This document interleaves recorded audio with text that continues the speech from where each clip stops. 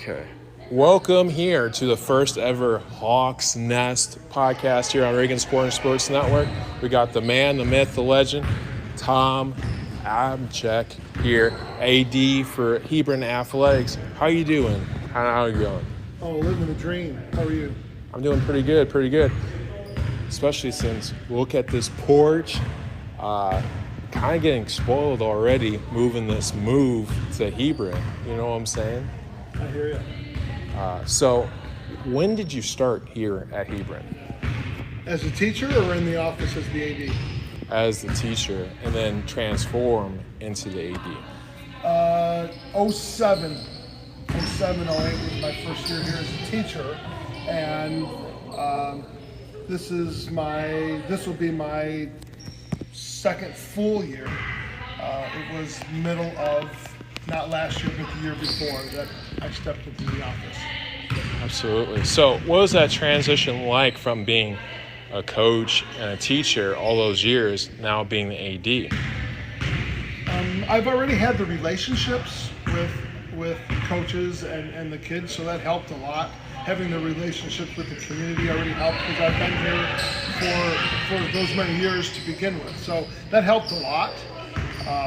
When you're in the office, you're no longer the buddy and the pal as you are when you're a teacher and a coach. You take a lot of the heat and a lot of the negativity, and that's fine. I expected that from the start, but as long as you know you're doing the right thing for the kids and the teams and the coaches, you sleep well at night. Absolutely. So what is your favorite sport to coach? Girls soccer or wrestling? I catch a lot of heat for saying one over the other. My daughter would be upset with me if I said wrestling, and my boys would be upset with me if I said soccer. I enjoyed each in their own way, but wrestling is very special to me because we were able to bring it to life here. It was something that we had a team here in the early 80s for about 2 years, and then it died, and we were able to bring it back to life. So that's special that I got to be a part of that. So that'll always be special in my heart. Soccer was special to me because I got to coach my daughter. So to have that father-daughter relationship and to be a coach and dad is not always the easiest thing, but it's something that I'll always have for the rest of my life, for the rest of her life. So that's special. But wrestling is always going to have a special piece in my heart because we were able to bring it back to life. Okay, absolutely. And coaching your two boys as well, and your daughter, great experience. So how is that kind of dynamic as coach and kind of father to your three?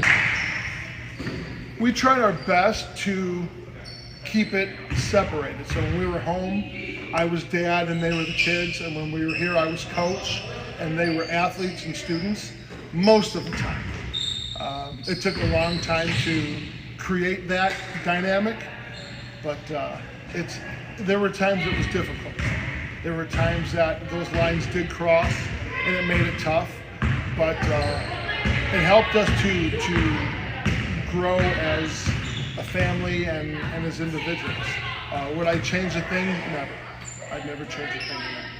Absolutely. So what is the outlook on this year in your second full year of Hebron Sports? Because usually Hebron, for every sport, is very competitive. I don't think that's going to change. I think we're going to be even more and more competitive, and things are moving in the right direction. There's going to be some bumps in the road, but we're definitely moving in the right direction. I wore my baseball sectional champion shirt for a reason. Our girls softball won a sectional. We haven't had both of those teams win the sectional the same season, the same year ever before. So things are moving in the right direction, and we're going to continue to climb. Absolutely. And plus these great facilities, and who knows, hosting a sectional with both, possibly with South Central and North Judson going down a class. So we're kind of some expectations even with that as well, possibly even hosting a sectional this year for the spring sports? I'll tell you what, after hosting the PCC tournament, hosting the sectional is a drop in the bucket. There's no sectional that can hold a candle to hosting the PCC basketball tournament. It's night and day. So not that I'm putting down hosting a sectional. I'm just saying that it's a different world.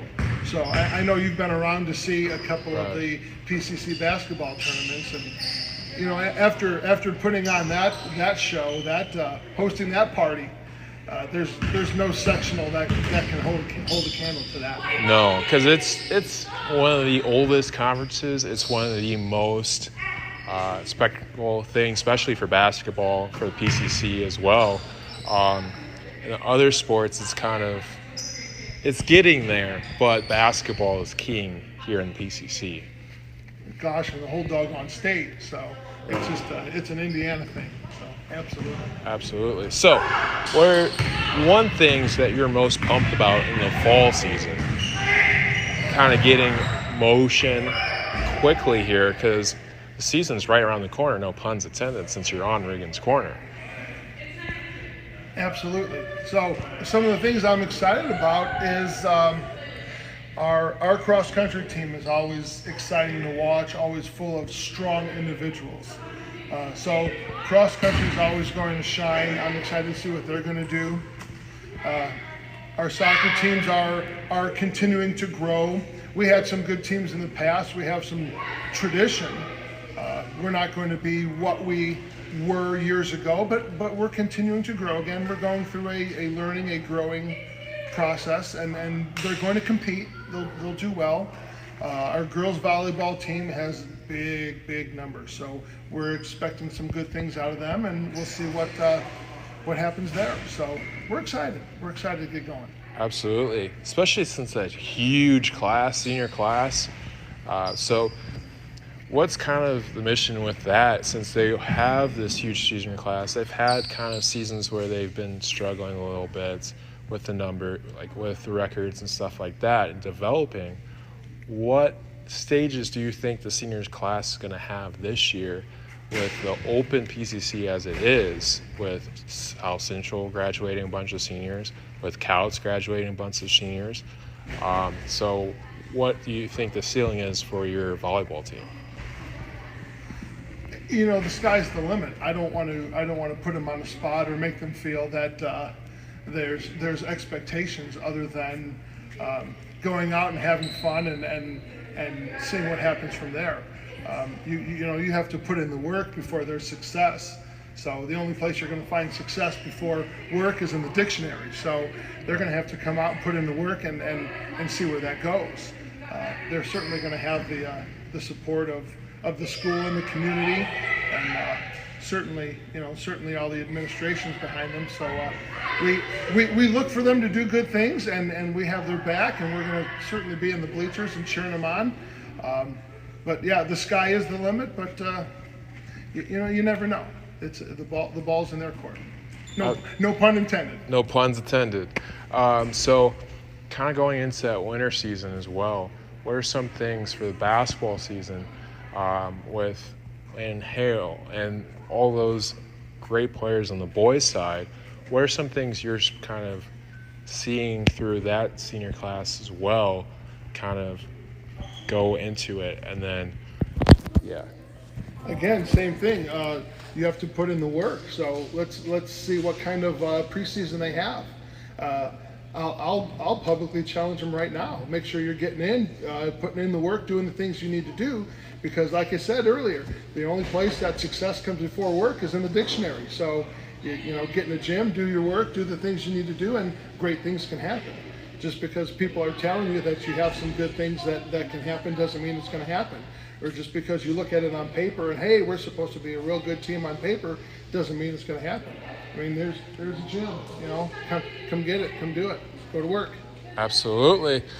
So thank you for allowing us to come here and broadcast Hebron Sports all year long here, fall, winter, spring. But thank you, and stay froggy, my friends. Right on.